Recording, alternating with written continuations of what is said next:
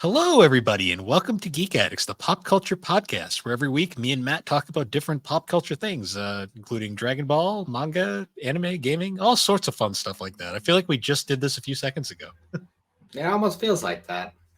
Uh, but you see, by the magic of podcasting, it'll be a week later. Mm-hmm. Uh, Gotta build up that backlog. We've been out of backlog episodes since my vacation, and we gotta yeah, fix that. get a few in there. Um, so yeah, it's been 10 seconds since we last talked, but I did actually remember during the last episode. I picked up some more anime over the last week. Oh yeah, I finally found Spy Family season 1 part 2, so I have that Blu-ray now. nice. There you go. I still need to get those at some point. Just I have so many other priorities right now. We still waiting on our federal return so we can fucking buy a new car, which we haven't had a car for a bit. So yeah, definitely need to get that done. Yeah, I got to do my taxes this weekend. Fun stuff. Yeah, and get both my cars fixed because cars are just wonderful. Everybody. Yep. No kidding.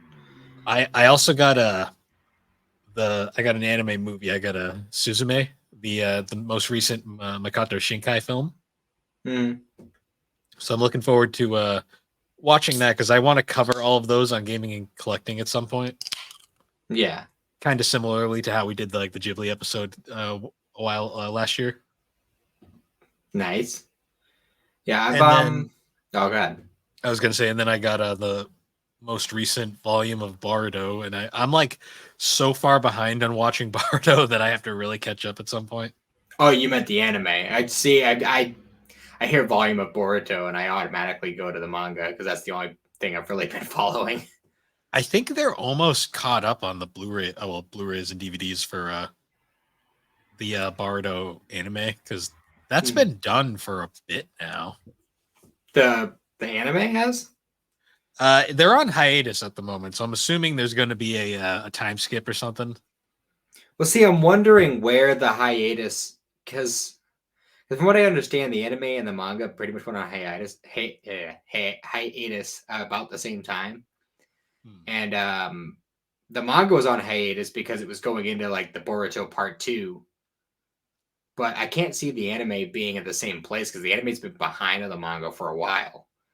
So I'm wondering if it just went on hiatus at an earlier part. I have no idea where the anime left off because I watched like the first few episodes of the time travel arc, and that's like where I am because I skipped ahead.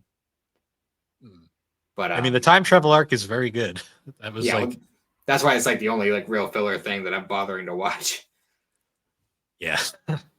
I'm so far behind on Boruto anime though. I have I think like 5 volumes I still gotta watch, and I have not felt like watching Boruto. So yeah, I need to catch up on the manga volumes. I need to buy the latest Spy Family, which I think comes out like in a week or so.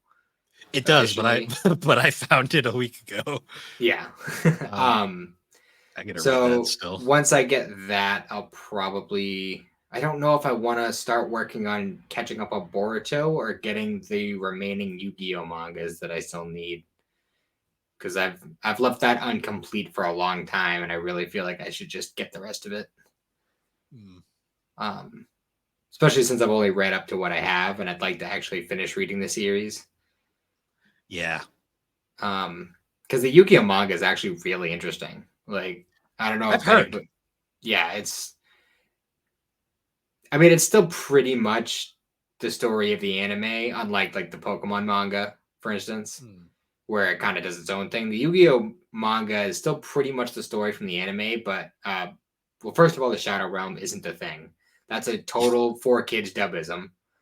That every time they talk about the Shadow Realm, what they're really talking about is death. Yeah.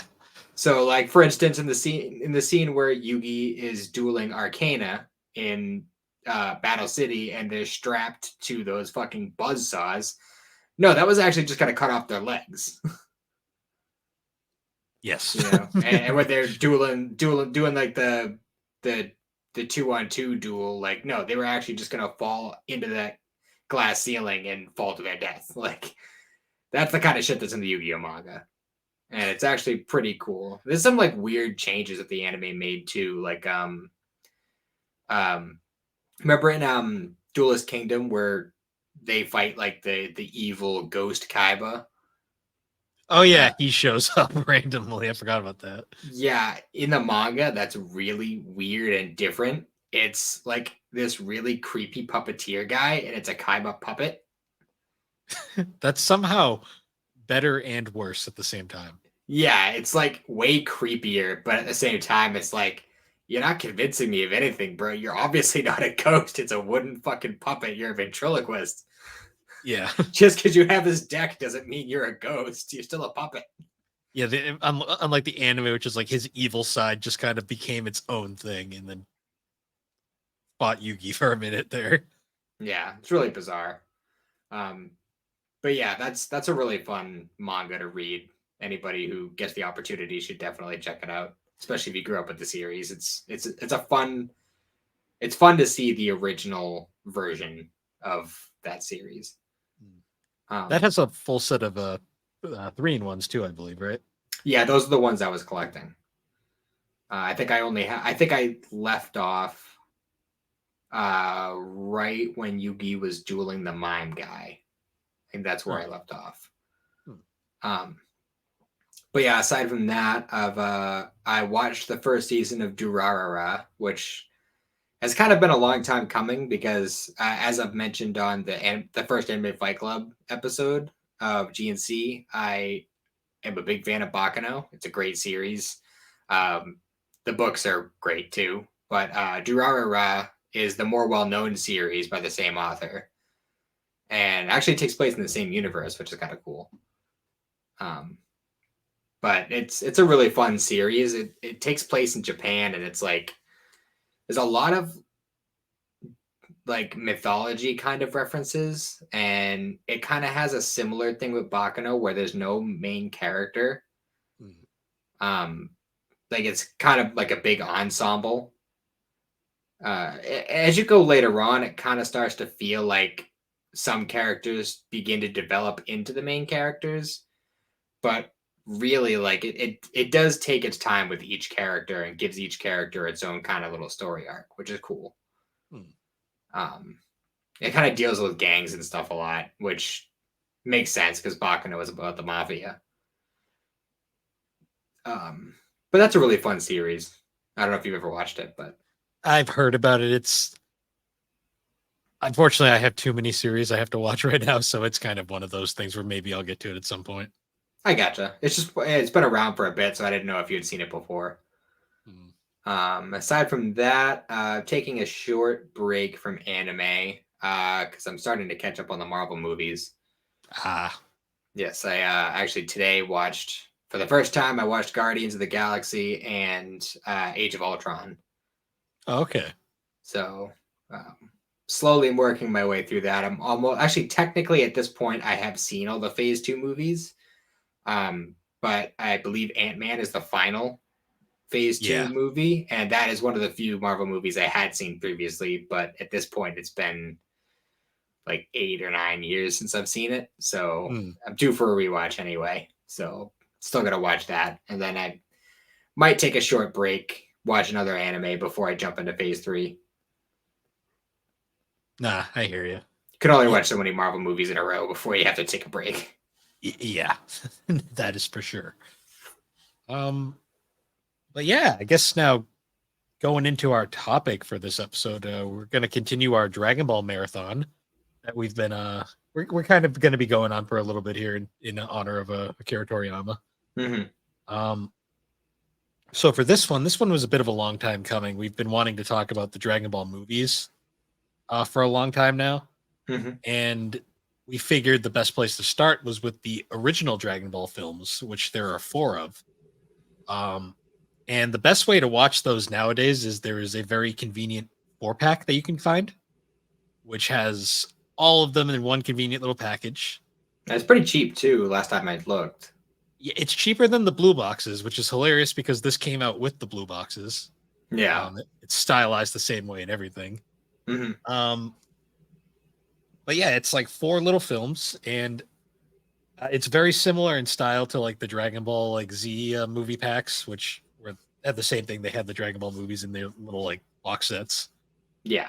Um, and for this first one, we're going to be talking about the first 2 films, Curse of the Blood Rubies and Sleeping Princess in the Devil's Castle. So, how about you give? I know you probably have more backstory than I do. What's your backstory with these movies? Um, I actually, I hadn't seen these until like maybe. I think growing up, the only one of the original Dragon Ball movies that I had seen was the third one. Um, Okay. so I knew that these existed, but they were not easy to find back then. Because we'll kind of go into it a little bit, but the first of these movies was dubbed by Funimation much later than all the rest, and the reason for that is because I could be mistaken. I think the Ocean Group or the Pioneer distributor, um, they had the rights to it a lot longer than like longer to the point where they had already dubbed like all of Dragon Ball and Dragon Ball Z and I think GT by the time they actually got to it. So I know, because I know Harmony Gold did the original dub for this movie. Yes. Because you had all the lovely Zero and whatever they changed all the other Whiskers the Wonder Cat. Mm-hmm. Even though I don't think he's even in this the first movie. No, I think the Whiskers the Wonder Cat comes from Mystical Adventure. Yes, yeah, yeah, but yeah. So it was very interesting watching this right away and hearing the modern voice cast voicing all the characters. Mm-hmm. Yeah, Like you because it's had even Monica Rial as Bulma, Colin Klinkenbeard as Goku, which is crazy because that they didn't step into the scene until Kai. So that means that yes, this movie wasn't dubbed by Funimation until Kai was already a thing. uh, the one that stuck out to me the most was Sabat was obviously Sabat voiced Yamcha in this, but he was very much like channeling his old style of voicing Yamcha, not his current style, which sounded interesting because his voice is definitely older here, but like he was trying to do his younger sounding voice, which I found commendable because he actually did a pretty good replication of it. Yeah, and it was definitely Um, jarring hearing his version of Yamcha in this later dubbed movie, and then in the following movie, which is oh yeah, we'll get to that. We'll yeah, get to that. yeah, Um, Another the one that got me the most though was I gotta bring up the right page. So Brian Massey as Oolong, he was very much doing a Brad Jackson impression the entire movie. yeah. That's for sure. Because And I it's still heard, very much like this guy's voice is very recognizable. Like you hear right. him and you know it's him. You're like, It's funny because like his modern Oolong voice has a like kind of a style to it mhm. that is similar to Brad Jackson's original, but like also unique. This one, he felt like he was trying extra hard to do Brad Jackson, like his voice, Yeah, which it was weird because he did a really solid job. It sounded odd the entire time. yeah. I definitely feel like they were trying to emulate the vibe and the sound of the Dragon Ball dub, like the Hmm. OG series dub, but they didn't feel like getting all the original actors for it. No, because like even uh, Puar is voiced by Brianna Palencia now. Mhm. I know that was not the original voice, but I mean PR's voice is pretty much the same in both versions, so it's not really that a big of a deal. Yeah, Um, I mean, obviously though, like the other like the returners are obviously like Chris Sabat as Yamcha, and then Mike McFarland as Master Roshi. Yeah, We'll and get to we'll get to him in the second movie as well because I got things to say there as well. But yeah, and also Sabat as Shenron and Turtle. and Turtle. Yep. Sabat does more voices in this than anybody. Yeah, Sabat has more roles in this than what's his name? Jeffrey Combs has in Star Trek. Yeah, I will say it was really weird hearing Monica Rial's version of Bulma coming out of like teen Bulma. Like it just sounded really weird to me. Yeah, it's definitely bizarre, and I think I could be mistaken, but I think this is the only occurrence of that. I believe so because were there any flashback appearances in like Super that I don't remember or Um, the only one I could think of is like that one flashback scene when she's talking about when she first met Jocko, but she was like a little girl at that point. She was like 4 or 5. So yeah, that one's not as that one doesn't like stick out as much. mhm. It's particularly the classic Bulma with the pink dress and the ponytail that I think of where this voice just sounds weird.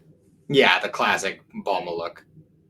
Yeah, because that's just my brain is forever gonna have that in like basically as Tiffany Vollmer. So Yeah, I don't think I'll ever move past. I still prefer that voice for her, even though I will admit it does get pretty shrill at points, depending yeah, on what's going on in the scene. But that's also kind of part of Bulma's character. So yeah.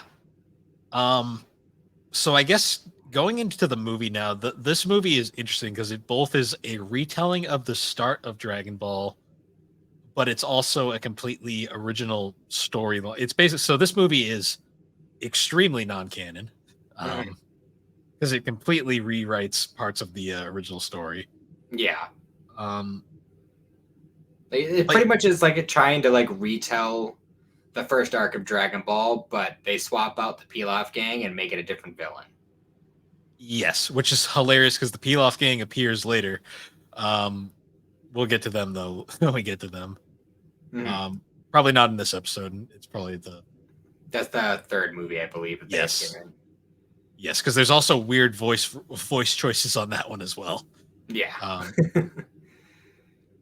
but yeah, so this movie is interesting. Like, so the plot line here is like, aside from the Goku Bulma stuff, there is a village that's basically being harvested for these rubies that are in the soil of the village, and the king of the land, is turning into this weird abomination because of it.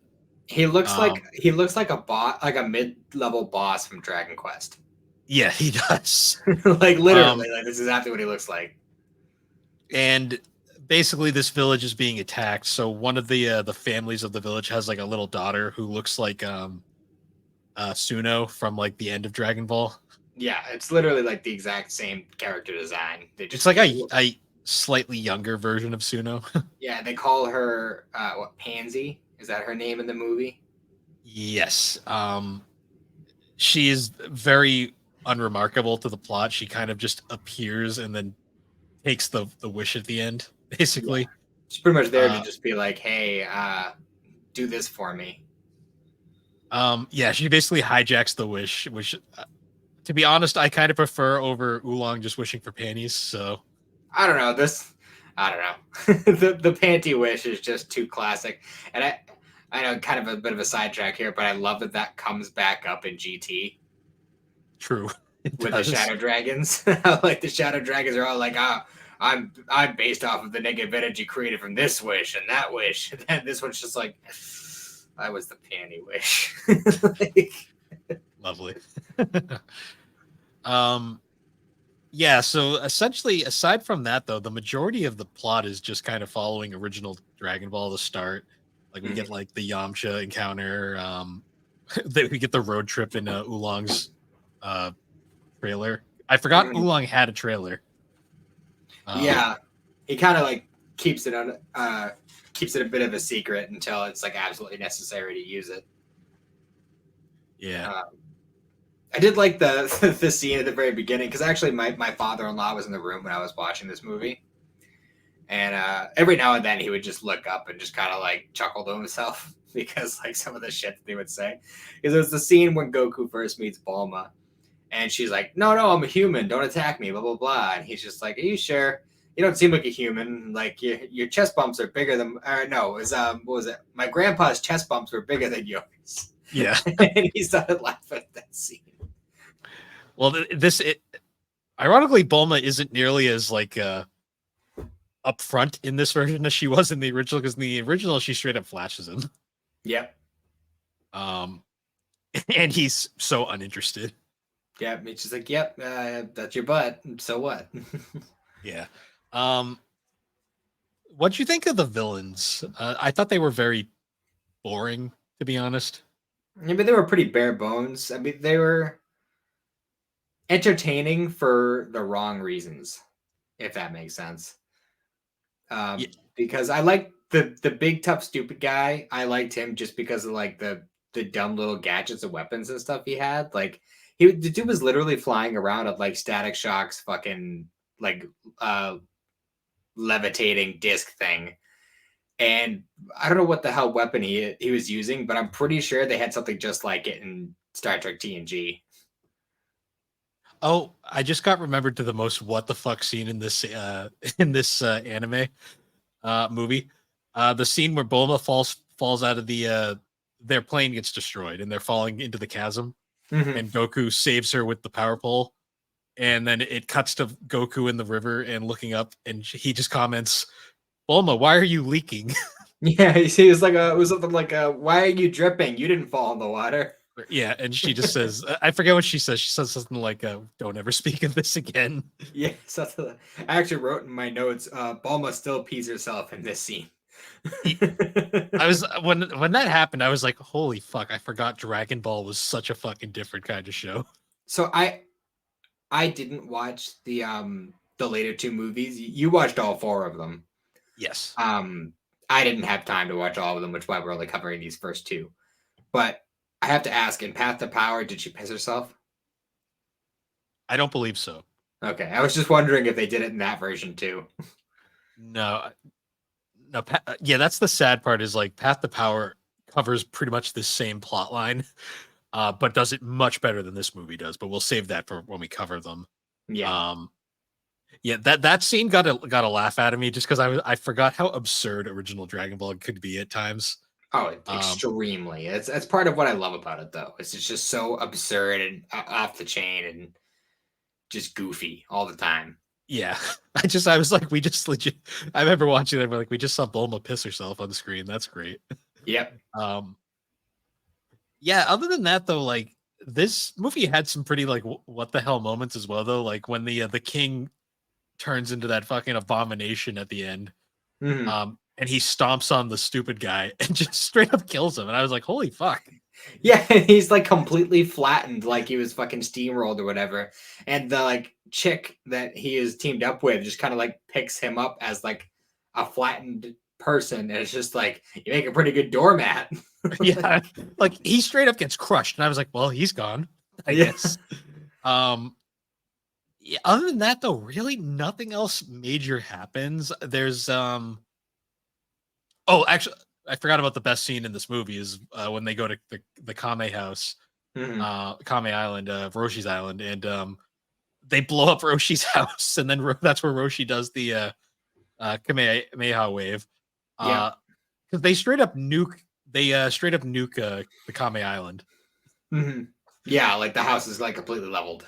Yeah, and Roshi is so pissed he like obliterates them with like he goes ripped and like obliterates them with the Kamehameha wave.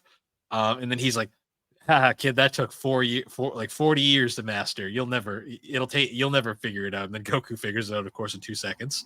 Yep, because that's just classic Goku. It was just weird. Did Roshi seem like more frail in this movie? Well, I think they kind of tried to portray him that way when he was first introduced until he does the whole like, super buff Kamehameha scene. And then from that point on, it's like, no, he's actually super tough and strong, but he just doesn't do much. Yeah, it was weird. The whole thing. I'll say the whole exchange of goods scene before his house gets blown up. It's definitely a little weird. Oh, where they actually they change it from Bulma giving him Bulma giving Roshi a full frontal to Bulma getting Oolong to disguise himself as her to flash him instead. Yeah, in my notes I wrote "ball for boobs, transform for panties" because that's just like there was multiple perverted exchanges going on here because Roshi wanted to see the boobs to give him the ball, and then Oolong wouldn't transform into her until she offered her a pair of her used panties. So Japan that was Japan is fucking wonderful sometimes. so Oolong transforms into her and he starts playing with his boobs and Well, you actually see the nipple through the shirt, which was really yeah. bizarre. I wasn't expecting that. Well, I mean, Um, you see Goku's dick like all the time, so yeah, but I don't know. I don't know. It's just weird the things that they choose to do. But oh, we actually forgot though when he first does the transformation, she's like this short troll thing, and he's like everyone's a critic the first time around. for real. Well, I just love the fucking thing where he goes up to Roshi and he's like, "Are you sure seeing is all you want?" He's like, "We can play this little game I call bouncy bouncy." Yeah, he goes so much far. It's funny how the scene is both less graphic and somehow more graphic than the original. Yeah, no kidding. It's bizarre for sure. Does he go grade ape in this one, or am I thinking of a later one? No, he doesn't in this one. Okay, it's so it is a later one. Hmm. I always forget because they.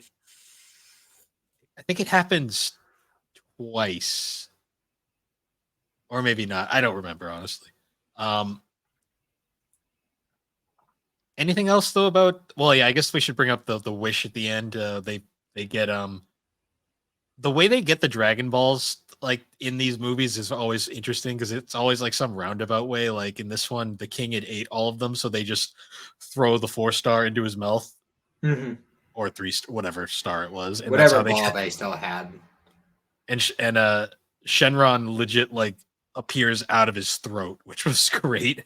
Yeah, when Um, the dude practically explodes, but then afterwards he's fine and like a human again. yeah, you never. Well, he looks still looked like a Dragon Quest mid level boss, but Yeah, just pre-transformation Dragon Quest mid-level boss. I do find it funny though how like Yamcha and Bulma are still extremely selfish in this one and want to go for their wishes, and then uh the girl like Pansy was her name, right? Mhm. She just has to like basically yell out the wish like last minute to Yeah, which is basically to make her land green again. yeah. But then the funny thing I thought was when the wish is granted and then an apple falls and she hands the apple to the king guy and he's like, "This is delicious. What do you call this crazy thing?" It's an apple. And they're like, "What of the many things you almost destroyed?" And he looks down at the apple and he goes, "I'm so ashamed." like, the apple that's what made you feel ashamed, not all the pretty much slavery and fucking The fact that he chose to eat rocks um over actual food is just hilarious to me. yeah. Oh, the scene at the beginning where he's like, "You call this food?" And the robot's just like, "That's just me. Everyone calls it food." I'm assuming his transformation was the titular curse of the Blood Rubies. Yeah, what? It never. I don't know. There is no real other curse that I can think of in this. Well, I haven't done enough research on it, but knowing how a lot of these things tend to go with Dragon Ball, I assume this is based on some kind of mythology. Probably. Because I actually discovered either today or yesterday, I don't remember which, but you know how everyone thinks Mr. Popo is just an extremely racist caricature? Uh, Yeah, and there's a lot of people now that are fighting back on that. he's actually based on a mythological figure, Hmm. and that's why he looks like that. It's because it's based on the actual ancient artwork of this mythological figure. and Yeah, like that's what it looks like. there's been So a there's been a lot of pushback on that ever since Toriyama died, which is probably for the better because at least people are actually properly acknowledging it now. I mean, like Staff Officer Black, there's no excuse there, but No, well, yeah, there's they things made in his name Black, so people are just calling him Black. Like, there's no excuse for that one. But Mr. Popo, that's nothing to do with any of that. Ironically, he comes back in Path to Power, but we'll get to that when we get to Path to Power. Mm-hmm. Um, I'm trying to think. I guess other than that, like, what do you think of the animation? I mean, it was pretty standard for the time. Yeah, it didn't really feel movie-like to me. It just felt like a longer episode of Dragon Ball. Yeah, it wasn't anything better than what we would have seen in one of the early episodes of Dragon Ball. It was pretty much standard. Like The choreography was pretty good. mm, I'll like say a little that. bit of a spoiler, but to me, like out of these four films, only one of them really feels like a film to me. Hmm. You can probably guess which one that is, but we'll save that for the next episode. Yeah. But yeah, because for the most part, otherwise, like these animation wise, it's a little nicer than the actual show, but it still feels very much like the show Hmm.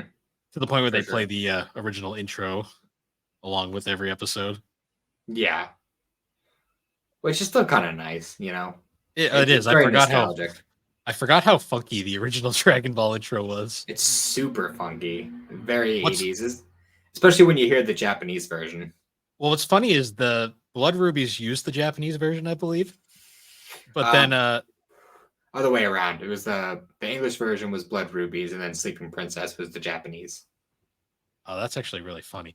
It's funny too because the other two movies also use different versions. Like we'll get to that eventually, but yeah, it's I think overall I gave Blood Rubies a 7. Um, Honestly, I think that's a little bit generous. I'd probably give it a 6.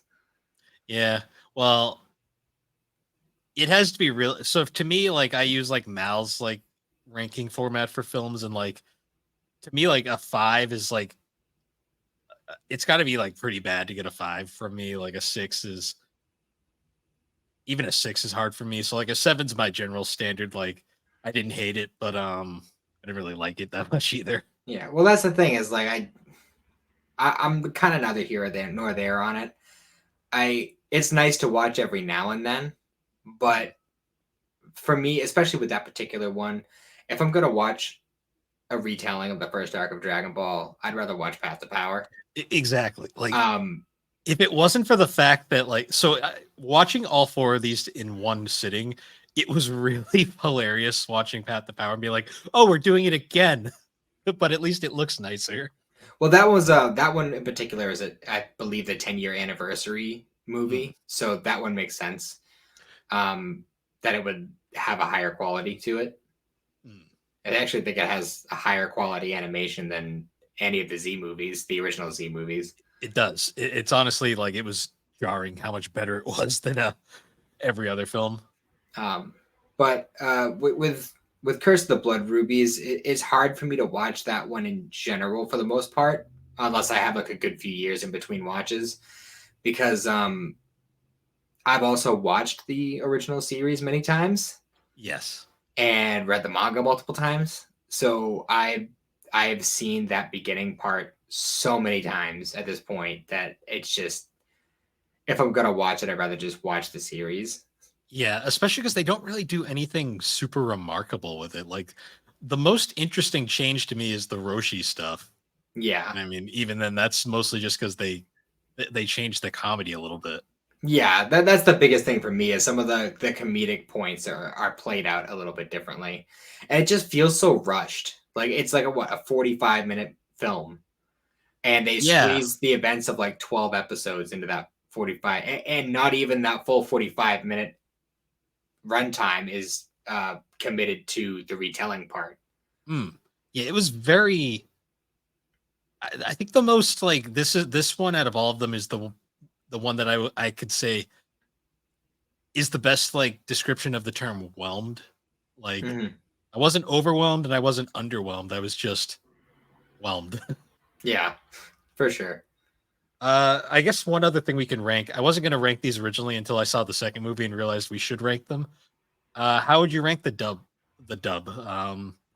I think this was pretty good Yeah, overall. well, this was dubbed at a point where Funimation really understood what they were doing with dubbing. Yeah, Um, you know, like this is at the point where they were either about to start or are already in the process of dubbing Kai. So yes, they understood um, that how important script accuracy and uh, line delivery and stuff like that was. And at this point, all these actors had a lot of experience under their belts. So all things told, I'd say the dubbing on this is a solid 9.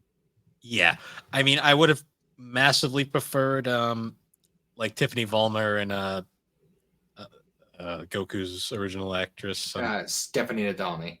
Stephanie Nadolny. I would have massively preferred them, but I can get over it. Like I'm Monica Rial's been Bulma for so long now. I'm just used to it. So Yeah, it would be easier to kind of just wave your hand on it if they had ever gotten around to redubbing the original Dragon Ball, which I wouldn't want them to do because I love those original voices. But because if you're watching the series beginning to end, eventually that voice change does happen. Whereas like if you're gonna say watch Dragon Ball and then go into Kai rather than Z, there's no transition for someone like Frieza. You know, yeah, it's just the one voice. yeah. The I will say my least favorite actress in this film, not for her performance. Her performance was fine. Colleen Clickenbeard as Goku just It's just not the right vibe. my problem with it is Kid Goku has appeared so infrequently since since Z started that I'm just so used to Stephanie Nadolny's voice Mm-hmm. that like when you hear my problem with Colleen's voice isn't her performance. Her performance is fine. She just sounds a little bit too like Luffy at times, which throws me off a little bit. I'm not gonna lie.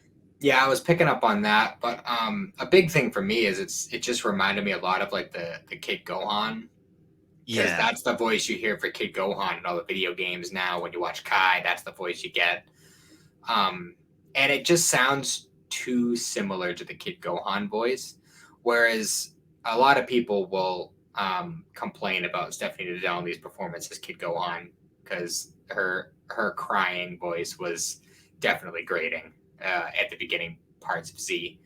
Um, but I will say that the way that she portrayed Kid Goku and Kid Gohan were very, very different. Yeah. Even though it's very clearly the same person doing the voice, it's Mm. very obviously the same person, but she plays them so differently. Like Gohan is so like grounded, and Goku is so lighthearted and carefree, and you really hear that. Yes. So So yeah, I like I said though, like I'll give the dubbing solid 9. Not perfect, but not bad by any means. yeah, for sure. Definitely Funimation had found they hit their stride. Now in this next film, Oof. the Oh. dubbing takes a bit of a hit. The dub was almost sad how bad the dub in this one is. Yes. So Sleeping Princess and Devil's Castle. I think this was actually the first one that they did. Yes. I believe so. In fact, in direct contrast to the first film, where it was one of the last ones they did before this new wave of Dragon Ball, I believe Sleeping Princess and Devil's Castle was one of, if not the first thing that Funimation dubbed for Dragon Ball. So this was dubbed in 98. Keep in mind the film was released in 87. So yeah, this So I believe was even before they took over Z, like doing the dubbing for Z. So this might have been during that interim period, after Ocean had finished the part that they did, but before Funimation's in-house cast picked it up. yes. So yeah, right off the bat, Goku's voice threw me off a lot. Yeah, that was one of the biggest problems for me the first time I went through the original 3 movies was everyone's voices for the most part, but especially Goku's. Yeah. Well, especially because we're going from Colleen, it's a familiar voice, just not the best Goku voice, Mm-hmm. to this voice that was the actress that played Goku in this film and the mystical adventure film, oddly enough, was I'm gonna butcher this terribly. I apologize in advance. Silili Julian de Gadilio. Oh, I'd have to see it written out, but I used to know how to say that name. Is it Del Sapphire? No, it's not something like that though. How is it spelled? Ceyli. Hmm. Uh, yeah, that's not gonna work. Uh, either way, looking at her credits, she was literally her only anime credits are she was Goku in Mystical. Oh, apparently Mystical Adventure was the first one they dubbed. Oh, is it? Or that makes this even more baffling because Mystical Adventure's dub is fine. Yeah, that's really bizarre. She was also Dende in in Dragon Ball Z. Huh. The original dub. And she Huh. played little boy in Yu Yu Hakusho. Like the little boy in the first episode? Whoever that is, so I think. Yeah, that's the kid Yeah. Yusuke Sage when he got hit by the car. Yeah, so she had some voices. So her voice as Goku, it's not like gratingly bad. It doesn't feel like Goku at all. That's my biggest problem. I think the sound quality of the dubbing itself was a factor of that as well, because the sound quality, like, I don't know what kind of equipment they were using or software they were using to work on it, but it just did not sound good. Or maybe they dubbed this first, but it somehow, I don't know. I'll have to look deeper into that because now I'm actually really confused. Yeah. Yeah, because I don't know how that would have worked, because I think Harmony Gold definitely dubbed Mystical Adventure first. Yeah. So maybe she did the Goku voice in that version. I don't know. No, because she's in because I watched it last night. She is definitely the voice in Mystical Adventure. Oh. Because Goku sounds super off, and the rest of them all sound right. So it's weird. The English dubbing for history for Dragon Ball is extremely complicated and confusing. Yeah. So now I will say, her performance as Goku, not my favorite, but it's not the worst. Like I think she did a fine enough job. Yeah. Now, Bulma, on the other hand.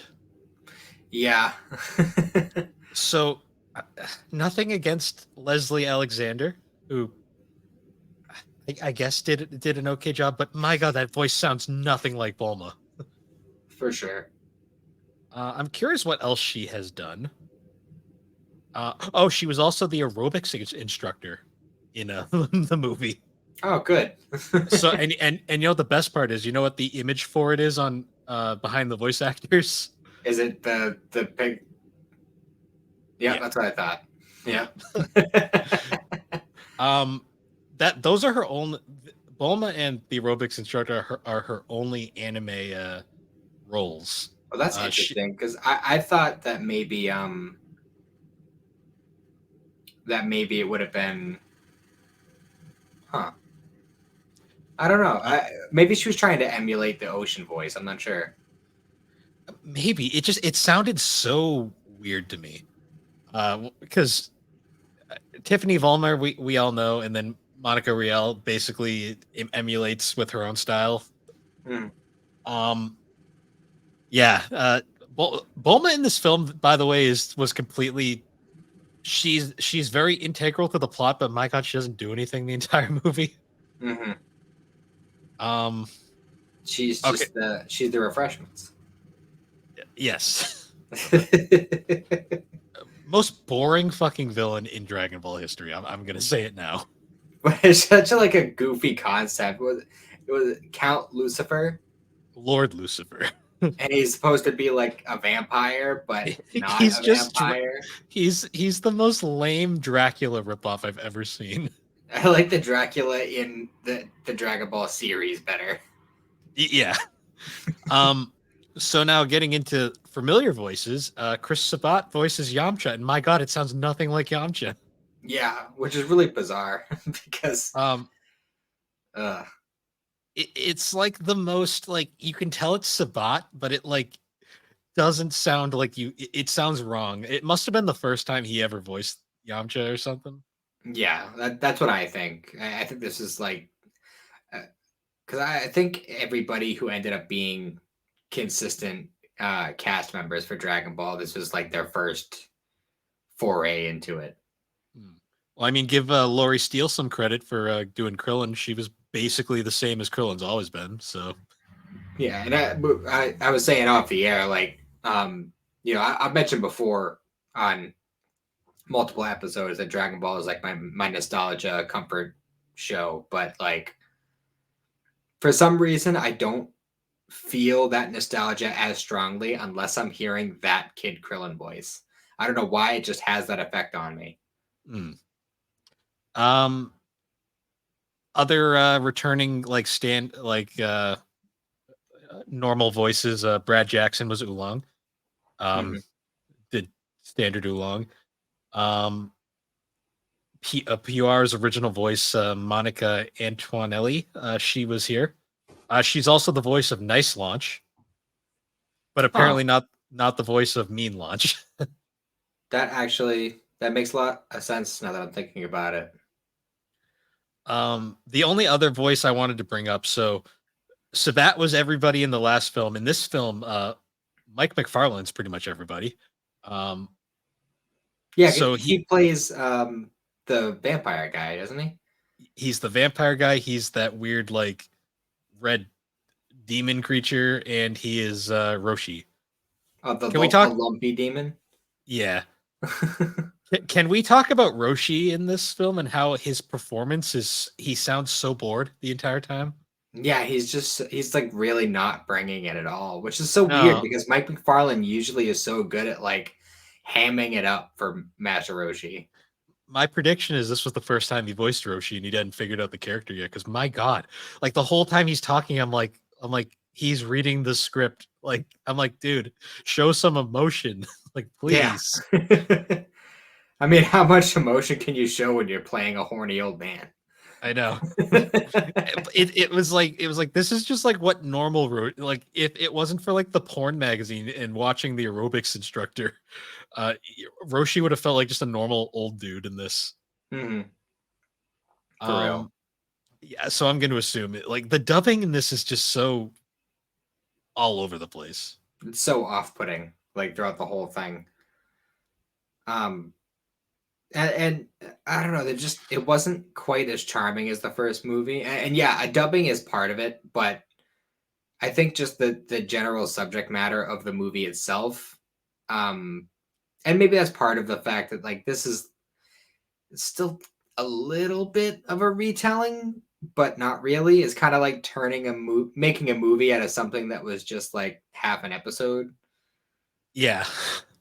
Because they kind of Basic incorporate things from the first arc and from like the Goku and Krillin training with Roshi stuff, and that's pretty much all like the stuff they use as source material. Everything else is entirely original. yeah, they basically so basically this movie is a weird extension of the whole plot of finding a princess for Roshi, which was originally just how they got Launch into the fold. Mhm. Um, and Launch is here, but she is much less important.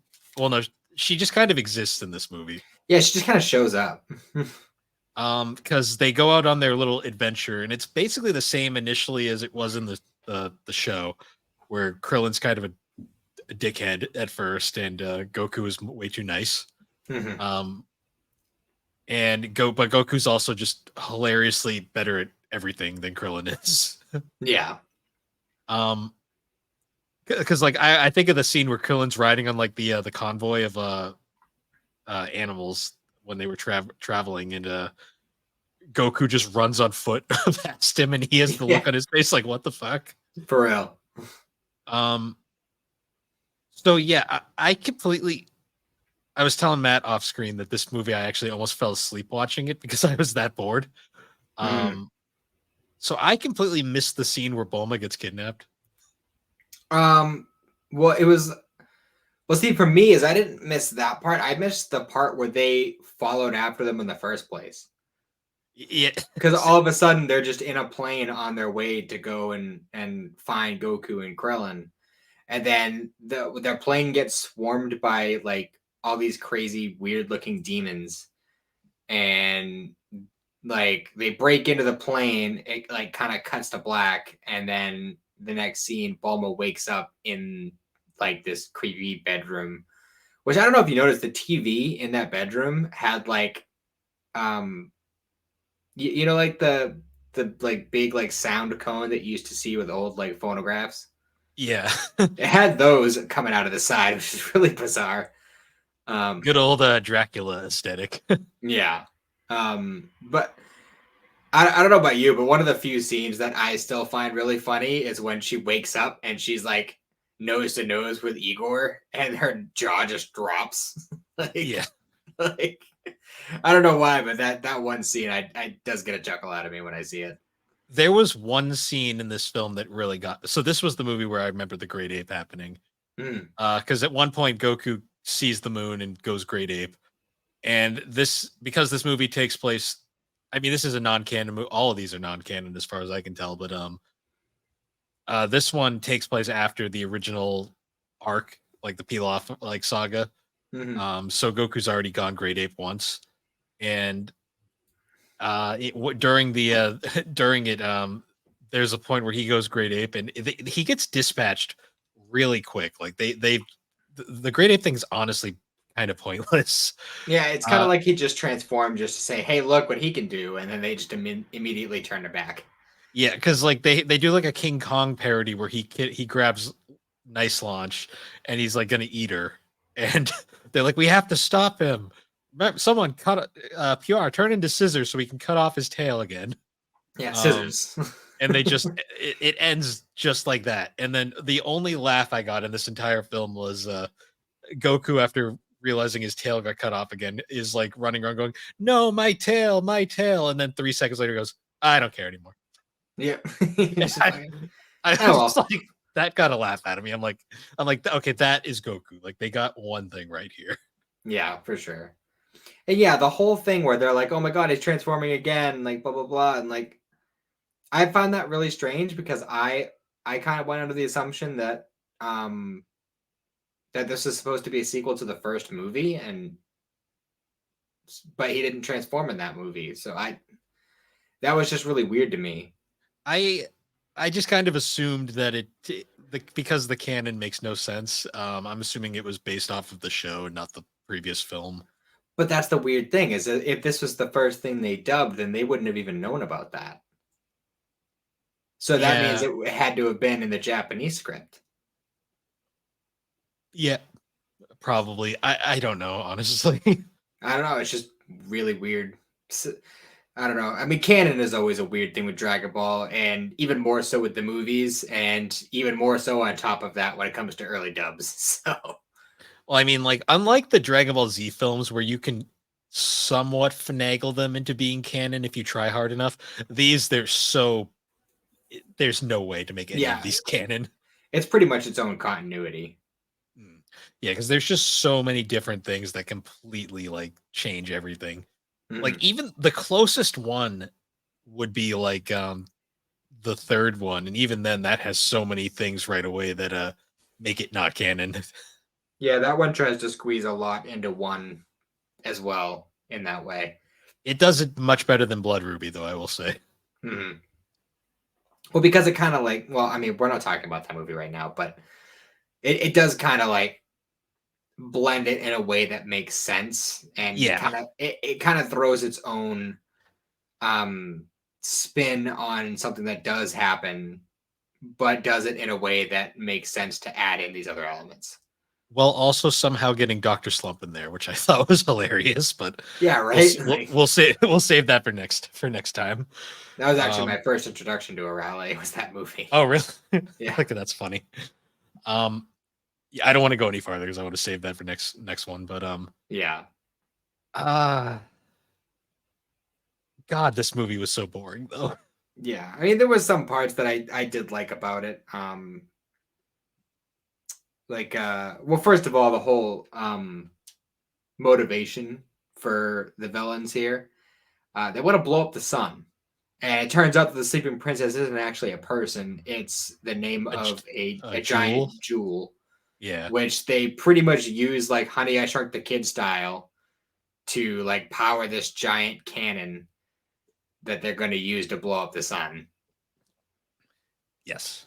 And that's like, it's just such a bizarre concept because it's just like, oh yeah, we're going to blow up the sun because we don't need sunlight to live. See, that's like one of those like evil villain plots that never makes any sense. Like That's like a Power Rangers villain plot. Like, see, like to me, I always think of like there was an old series on YouTube called Sonic Shorts, which were these parodies of like Sonic the Hedgehog that just made fun of the fandom. But there was one it was like Eggman blows up the Earth, and then the whole thing is like, all right, so what do you expect us to do now that you've blown up the Earth, idiots? And he's just like, I didn't think this through. I was having a bad day, all right? Yeah. He's like, I accomplished my goal. Shit. What do I do now? Well, that's why the whole I'm going to destroy the world thing never made sense to me. Yeah. Or blow up the sun. It's like think this through, buddy. Like it's like even if you could live without sunlight, I'm pretty sure the shockwaves from the sun's destruction would still destroy the Earth. I mean, I know like in this unit because like in reality, blowing up the moon would fuck the planet so hard, but in Dragon Ball they do it all the time. So at least twice. Yeah, they bring it back and then get rid of it immediately. Yep, pretty much. But yeah, this movie is just strange. I do like the concept of a vampire wearing sunglasses. I found that very funny. Yeah. I like the scene too where like Yamcha is like doing like a Star Wars disguising himself as a stormtrooper thing. But it gets fucked up because Oolong gave up halfway through. Well, his 5-minute limit came up, but he thought he was still transformed, so he's just like, "Ooh, I'm a big scary monster," and he's just a pig. Yeah, and then like Huar immediately screws up her transformation as well, and just kind of like gives away Yamcha, and it's like, damn it. Yeah. Also, Yamcha doesn't do fuck all in this film. No, he really doesn't. He's kind of just there. Which is sad because this was still somewhat relevant Yamcha. Like he hadn't been completely pathetic yet. Yeah, this is even before the time skip before the first tournament. So even at that point, he was still like kind of a big deal. Yeah. So this would have been like 2 days after the events of the first movie. Something like that. So like he was still like relevant. Long enough for him to get a haircut. Oh yeah, that didn't even register in my head that he had a haircut. Yeah, he's in his weird short hair phase. Yeah. Yeah, this not a great movie. I did enjoy the ending where they parody the whole. They bring Launch back to Roshi, and then she sneezes and blows them up, and then then sneezes again, and she's like, "Oh, that happens sometimes," and they're all just like shocked have shocked looks on their faces. And I love that Roshi's just like, "You did it, boys! You brought me the sleeping princess." And it's just like, no, she's actually just a bandit, but sure, you can trade us. Yeah. Yeah, so this film I gave a 5. I was not impressed at all by this one. Yeah. I'd say that's probably a fair rating. Like on top of the just bad dubbing, the bad sound, the bad storytelling, and everything. It's just I didn't like the aesthetic of it. It just didn't feel like Dragon Ball. It didn't at all. Like the villain was bland as fuck. Did they wish for the dragon? Did the Dragon Balls appear in this? I don't even remember. Nope. Oh, so that yeah, okay. So that didn't even happen this time around. No, no Um, Dragon Balls. Yeah, and I mean, I guess the most interesting thing was the Lumpy Demon. Like that was the yeah. most interesting part because he had that weird like silk scarf thing that he used as like a scarf that could wrap around stuff, but also as like a stabby weapon. And he also, I don't know if you noticed, but he created like this weird like fire that he would stand on and use to fly around, which was kind of cool. Hmm. Which I think is also based on mythology. Like that's the thing is a lot of this weird, bizarre stuff in Dragon Ball is actually just Japanese mythology. Yes. Um, Animation wise, it somehow looks worse than the first movie, which I thought was weird. Mm-hmm. Um, I feel like this one didn't get as much of a budget for some reason. No, I definitely think this movie has middle child syndrome for sure. This, I think, so spoiler ahead, but including the Dragon Ball Z movies, I think this is the worst one, in my opinion. Because I'd watch Bio Broly over this. I mean, I wouldn't even call Bio Broly the worst of the Z movies. I honestly think Broly's Second Coming is worse Yeah, than Bio Broly. Second Coming's bad, but like I'd still watch Second Coming over this. Because at least Second Coming I can laugh at for how stupid Yeah, it is. This was just boring. and that one Trunks pees on Broly, so I mean that at least has Yeah, its yeah, something happens. that at Um, least has that going for it. I'm trying to think of even like the other Z movies, like what would be one of the more boring ones. And Uh, honest, the for Z, the only one as far as like entertainment wise that I think is comparable to this one, Tree of Might. yeah, but even Tree of Might has great moments though. True, but I don't know that out of the Z movies at least that one's the most boring to me. I don't really care for Tree of Might. Yeah, I mean, at least like Turles was an interesting villain Yeah, to a degree. because he was like an evil Goku. Um, Um, because the villain in this is just a bad Dracula parody that's not even as funny as the actual Dracula parody. yeah, Toriyama did it better. Yeah. Um that and of course the dubbing ranking the I'd give the dubbing in this an F, honestly. Yeah, it's a straight fail. I It's get it's one bad. of their first, but my god, it's even like original when they took over after Ocean like Z is more passable than this. Easily, easily. But I mean, not all of them are going to be winners. There's a lot of Dragon No. Ball movies, I and was I was just shocked how bad this one was compared to even the first one and the two after it. Like I was like, wow, this one just was bad, like in the yeah, middle for no reason. for sure. But Um, you know, they're not all going to be winners.